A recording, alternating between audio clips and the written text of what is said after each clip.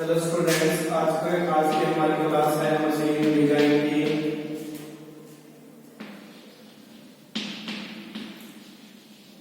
Students, machine design में आज का हमारा टॉपिक है स्ट्रेस कंसंट्रेशन। स्ट्रेस कंसंट्रेशन, ठीक है स्टूडेंट्स, ये आज का हमारा टॉपिक है। स्ट्रेस कंसंट्रेशन क्या होता है स्टूडेंट्स? जब हम किसी मशीन के किसी पार्ट का या मशीन के किसी एलिमेंट का, मशीन के किसी कंपोनेंट का डिजाइन करते हैं तो उस टाइम पे हम बहुत सारे डेरिवेशन और बहुत सारे फॉर्मूला यूज करते हैं उस मशीन के कंपोनेंट को डिजाइन करने के लिए, ठीक है।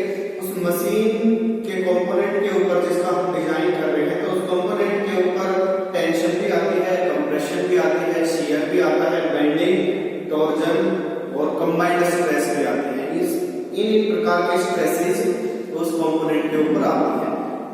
टेंशन स्ट्रेस आती है, कंप्रेशन स्ट्रेस आती है, शियर स्ट्रेस आती है, बेंडिंग स्ट्रेस आती है, टॉर्जनल स्ट्रेस आती है, कंबाइंड स्ट्रेस आती है। कई प्रकार की स्ट्रेसेस उस कंपोनेंट के ऊपर आती है और उन स्ट्रेस और कंपोनेंट के ऊपर स्ट्रेस आएगी किस कारण से? लोड के कारण से, ठीक है जी।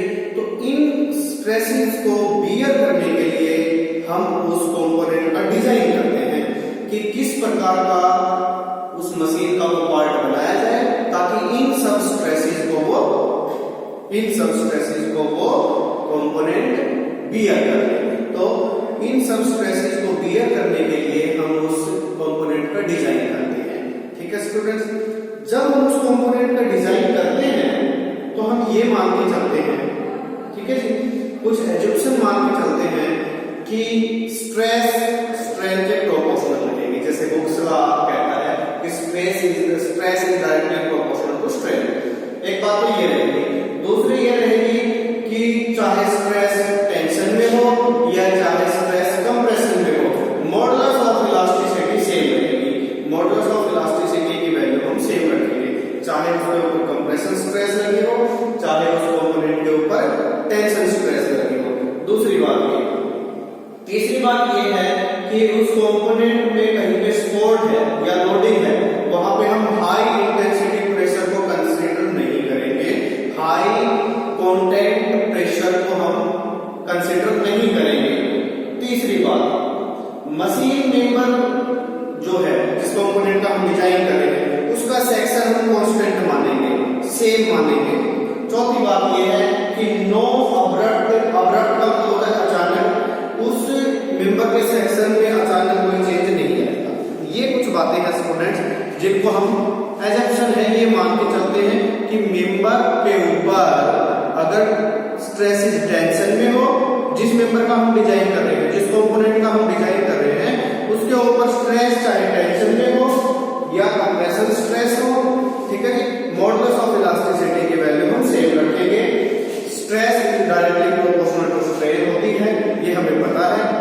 सेक्शन हमारा कांस्टेंट रहेगा। मान लीजिए अगर हम किसी शाफ्ट का डिजाइन कर रहे हैं, इस शाफ्ट का डिजाइन कर रहे हैं अगर हम, तो ये शाफ्ट जो है इसका सेक्शन जो है सेम एक्चुअल में ये सेम रहता नहीं है, लेकिन हम डिजाइन करते हैं तो इसको सेम मान के चलेंगे, ठीक है जी। ये कुछ बातें हैं जिनको हम एजम्पशन मान के चलते हैं। लेकिन स्टूडेंट्स दिक्कत ये है, प्रॉब्लम ये है कि ये जितनी कंडीशन मैंने बताई, 4-5 कंडीशन बताई, ये कभी कभार ये पूरी होती है, नहीं तो बहुत रेयरली चांस है कि सेक्शन चेंज ना हो। कई जगह क्या होता है कि हमारी शाफ्ट हमें इस प्रकार से रखनी पड़ती है, इस प्रकार से शाफ्ट बनानी पड़ती है, इस प्रकार से, ठीक है। तो बहुत कम चांसेस है कि ये सारी कंडीशन पूरी हो जाए तो उसका हमने पढ़ी है, पहले हमने पढ़ी है, लेकिन मोस्टली चांसेस में ये हमें नहीं मिलता। तो जितने भी फॉर्मूला हम यूज करते हैं वो तो हम ऊपर जो बातें बताई हम उसके अकॉर्डिंग करते हैं, लेकिन प्रैक्टिकली एक्सपीरियंस में हमें कुछ और देखने को मिलता है, ठीक है। तो प्रैक्टिकली एक्सपीरियंस में हमें कुछ और देखने को मिलता है। क्या देखने को मिल सकता है कि मान लीजिए हम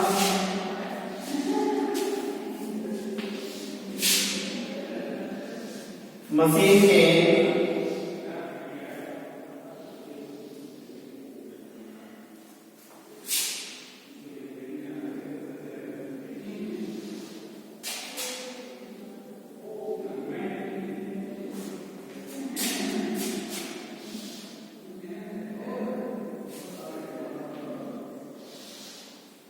मान लीजिए हम मशीन के इस कंपोनेंट का डिजाइन कर रहे हैं, ठीक है।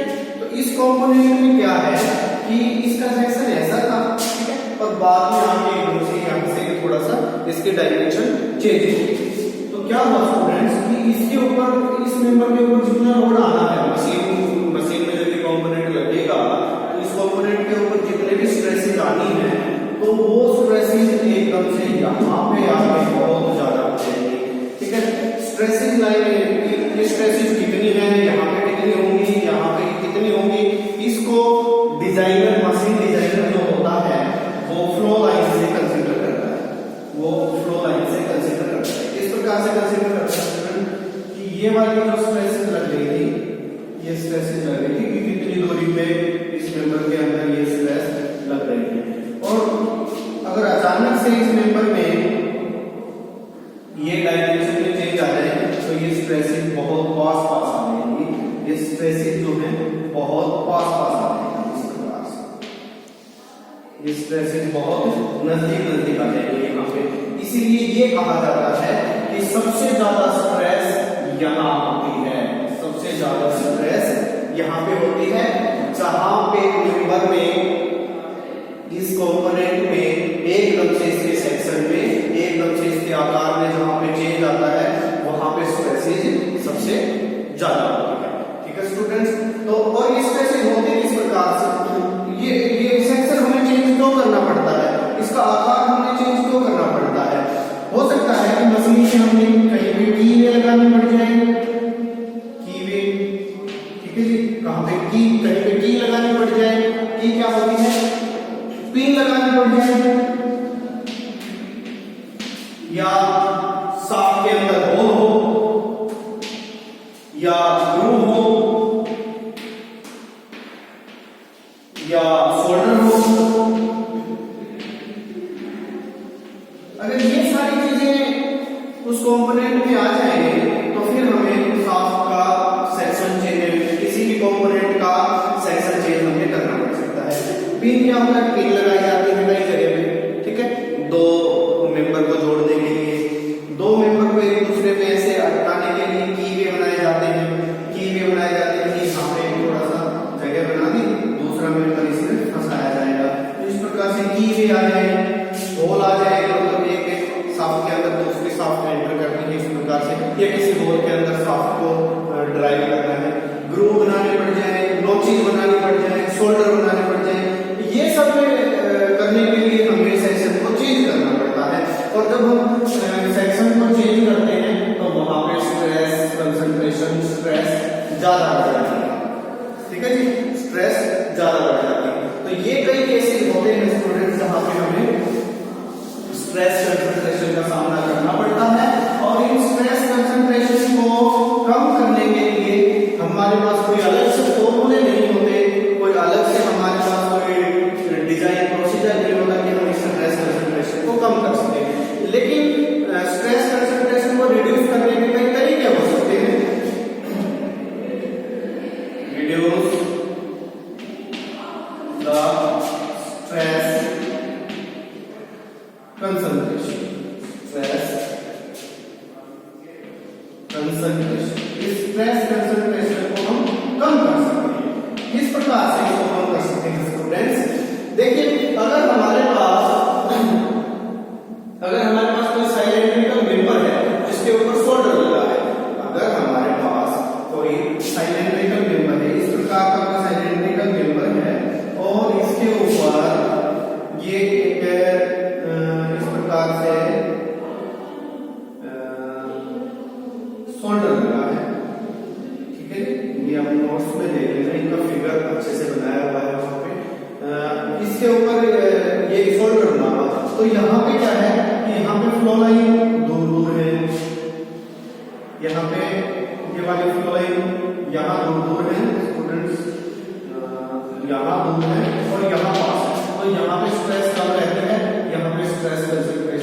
मतलब स्ट्रेस यहाँ पे ज्यादा होती है, यहाँ पे कंसंट्रेशन स्ट्रेस का ज्यादा हो जाता है।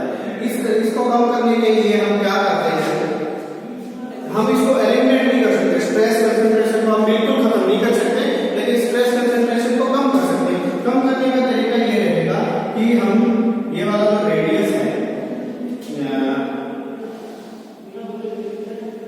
ये वाला जो रेडियस है, इस रेडियस के आकार को यहाँ पे इसको बढ़ा सकते हैं, ऐसे करके बढ़ा सकते हैं, ऐसे करके। मतलब ये जो एकदम से यहाँ पे कट मारा हुआ है, ये जो बनाया हुआ सर्कल, इस सर्कल को हम बढ़ा करके स्ट्रेस कंसंट्रेशन को कम कर सकते हैं, खत्म नहीं कर सकते किसी भी हालत में। दूसरी बात, अगर हमारे पास कोई कंडीशन ऐसी आ जाए, अगर हमारे पास कोई कंडीशन ऐसी आ जाए कि ये एकदम से जो कट बनाया है हमने, इस कट को हम नहीं कम करें, कम नहीं कर सकते थे, जैसे यहाँ पे कम कर दिया, जैसे यहाँ पे ये बढ़ा दिया था, सॉरी ये बढ़ा दिया था, ये वाला यहाँ पे कम है, इसको यहाँ पे बढ़ा दो, स्ट्रेस कंसंट्रेशन कम हो जाएगी। लेकिन अगर कोई कंडीशन ऐसी आ जाए कि हम इसको बड़ा नहीं कर सकते, तो हम क्या कर सकते हैं, इसको इतना ही रखो, यहाँ पे नोचेस बना दो, इस प्रकार से नोचेस बना दो। इससे नोचेस बनाने से क्या होगी, स्ट्रेस कंसंट्रेशन कम हो जाएगी। स्टूडेंट्स इसकी प्रॉपर फिगर नोट्स में आपको मिल जाएंगे। आपको यहाँ पे इतना पढ़ना है कि स्ट्रेस कंसंट्रेशन हम किस प्रकार से कम कर सकते हैं। स्ट्रेस कंसंट्रेशन हम किस प्रकार से कम कर सकते हैं स्टूडेंट्स, या तो हम ये वाली जो यहाँ पे जो राउंड बना है, इस राउंड को बड़ा बना दें तो स्ट्रेस कंसंट्रेशन कम हो जाएगी। लेकिन कई कंडीशन ऐसी होगी इसको हम बड़ा नहीं कर सकते, तो फिर हम नोचेस बना दें, इससे भी स्ट्रेस कंसंट्रेशन कम हो जाएगी। ठीक है जी। अगर हमारे पास कोई साइलेंड्रिकल मेंबर है, ये वाला हमारे पास कोई साइलेंड्रिकल मेंबर है स्टूडेंट्स, इसके ऊपर यहाँ पे थ्रेड लगी है, थ्रेड का आप समझते हो,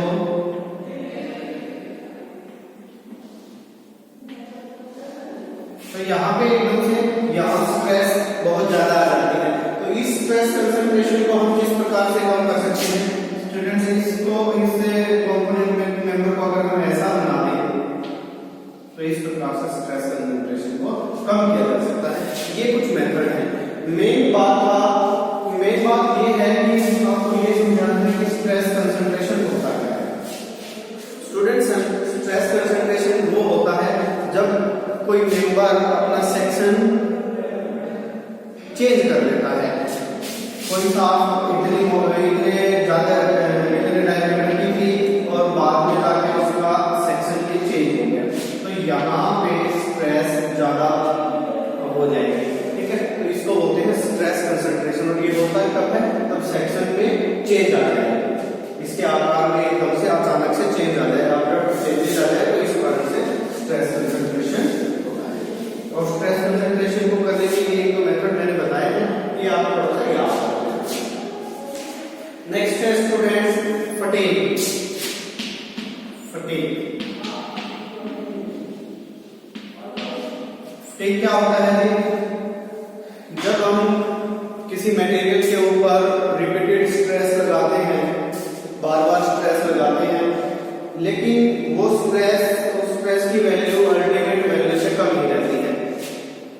एक मटेरियल है, एक मशीन के अंदर एक कंपोनेंट है, उस कंपोनेंट के ऊपर बार बार कोई स्ट्रेस लग रही है, बार बार कोई लोड लग रहा है, लोड के कारण स्ट्रेस लग रही है, उस मेंबर के ऊपर बार बार स्ट्रेस लग रही है, लेकिन वो स्ट्रेस अल्टीमेट नहीं है, और अल्टीमेट स्ट्रेस ना होने के कारण बार बार स्ट्रेस लग रही है, और उस स्ट्रेस के कारण वो मटेरियल फेल हो जाता है। वो मटेरियल फेल क्यों हो जाता है, क्योंकि रिपीटेड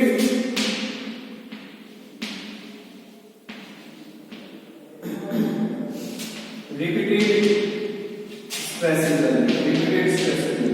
एक मेंबर के ऊपर बार बार स्ट्रेस लग रही है, बार बार स्ट्रेस लग रही है, लेकिन वो स्ट्रेस अल्टीमेट नहीं है, लेकिन फिर भी वो मटेरियल फेल हो जाता है।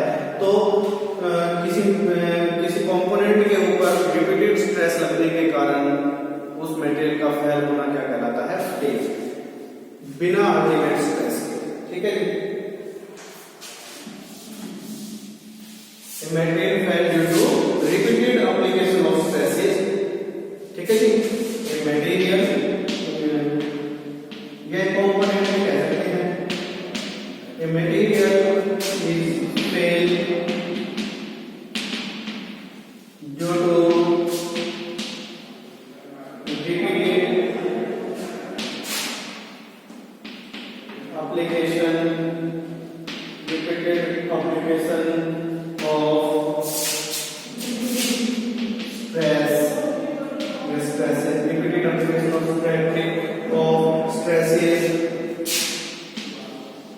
below ultimate stress, एक मटेरियल है उसके ऊपर स्ट्रेसेस लग रही है, बार-बार स्ट्रेसेस लग रही है, लेकिन वो स्ट्रेसेस अल्टीमेट स्ट्रेस नहीं है, लेकिन फिर भी वो मटेरियल फेल हो जाएगा। क्यों? क्योंकि उसके ऊपर बार-बार स्ट्रेसेस लग रही है। तो बार-बार स्ट्रेसेस लगने के कारण उस मटेरियल का फेल होना क्या कहलाता है?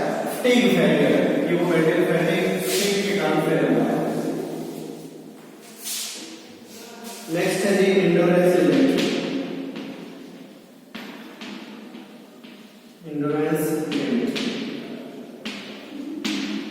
इंडोरेंस लिमिट क्या होता है? Complete maximum reversible stress, complete maximum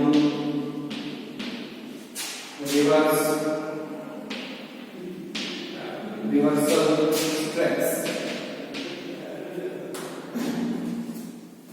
एक मटेरियल के ऊपर कोई स्ट्रेसेस बार-बार लग रही है, रिवर्सिबल लग रही है। रिवर्सिबल तो ये है कि एक बार उस मटेरियल के ऊपर टेंशन स्ट्रेस लग रही है, एक बार उस मटेरियल के ऊपर कंप्रेशन स्ट्रेस लग रही है, तो रिवर्सिबल स्ट्रेसेस लग रही है।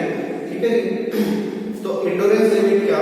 इंडोरेंस लिमिट को हम फटीग लिमिट भी कहते हैं। इंडोरेंस लिमिट को हम फटीग लिमिट भी कहते हैं।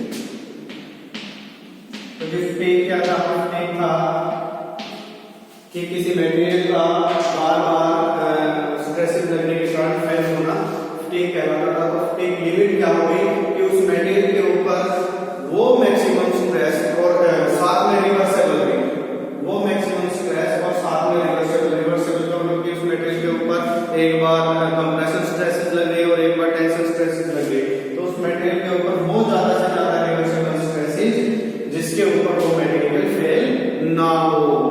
वो मटेरियल रिपीटेड तो लगती ही नहीं, रिपीटेड स्ट्रेसेस हैं, मैक्सिमम स्ट्रेसेस है और रिवर्सिबल है, टेंसाइल भी है, कंप्रेसिबल भी है। तो वो ज्यादा से ज्यादा स्ट्रेसेस जिसके ऊपर वो मटेरियल फेल ना हो, वो लिमिट क्या कहलाती है? वो स्ट्रेसेस की लिमिट क्या कहलाती है? Endurance limit of stress. Endurance limit उस मटेरियल कि उस मटेरियल के ऊपर वो ज्यादा से ज्यादा मैक्सिमम रिवर्सिबल स्ट्रेसेस जिसके कारण वो मटेरियल फेल ना